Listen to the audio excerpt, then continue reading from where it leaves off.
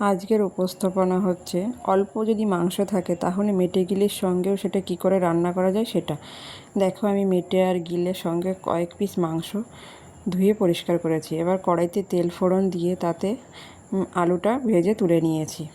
এবার ওই কড়াইতেই গোটা জিরে ফোড়ন দিয়ে এটা আমি আজকে রান্না করছি লোহার কড়াইতে। জিরেটা দেখো ভাজি ভাজি হয়ে গেছে। এবার দিয়ে দেবো হচ্ছে পেঁয়াজ কুচি। সাধারণত মাংসে যে উপকরণ লাগে সেগুলো দিয়েই রান্না হবে। দেখো পেঁয়াজ কুচিটা দিয়ে দেব।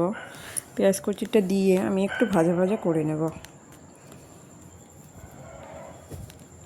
একটু লাল লাল করে ভাজি ভাজি করে নেব। এতে আমার পেঁয়াজ কুচিটা ভাজি ভাজি হয়ে গেছে। এবার দেখো আমি মেটে গিলে আর কয়েক পিস মাংসের ভেতরে মাংস বেশি নেই। ওই যে আমি বললাম মেটে গিলের সঙ্গে যদি অল্প পরিমাণ মাংস থাকে সেটা দিয়েও রান্না করা যায়, সুন্দর লাগে খেতে।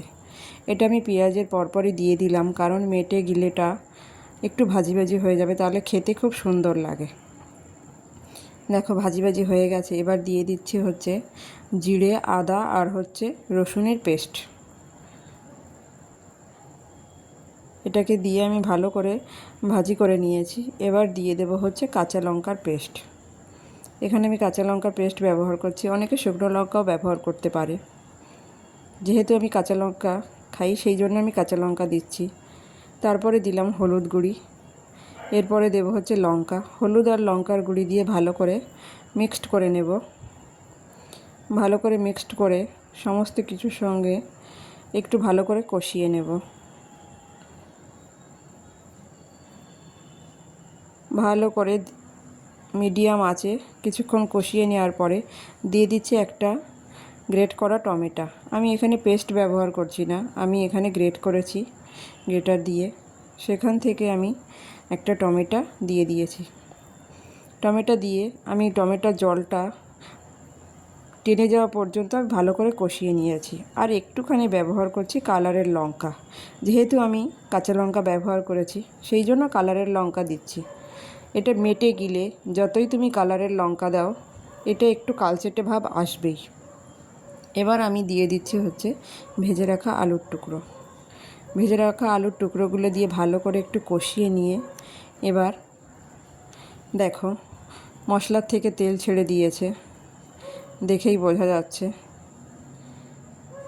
এবার দিয়ে দেব পরিমাণ মতো জল। আমি এখানে গরম জল ব্যবহার করব, যেহেতু মেটে গেলে আছে তাই আমি এখানে গরম জল ব্যবহার করছি। অল্প পরিমাণ জল দিচ্ছি, যেহেতু আমি বেশি ঝোল রাখবো না। আবার মেটে গেলেটাও সিদ্ধ হবে, মাংসটাও সিদ্ধ হবে, আলুটাও সিদ্ধ হবে, এটা সেই বুঝেই দিতে হবে। আমি দিয়ে দিলাম তারপরে একটু গরম মশলা। আমি কিন্তু জালের ভেতরেই গরম মশলা দিয়েছি। ঝোল থাকতে থাকতে দেখো আমার ঝোলটা অনেক কমে গেছে। আর একটুখানি কমে গেলে আমি দেখো নামিয়ে নিয়েছি। দেখো কত সুন্দর হয়েছে। যেহেতু বললাম কাঁচা লঙ্কা দিয়ে রান্না লোহার কড়াইতে, তাই এরকম এসছে, কিন্তু খেতে কিন্তু দারুণ হয়।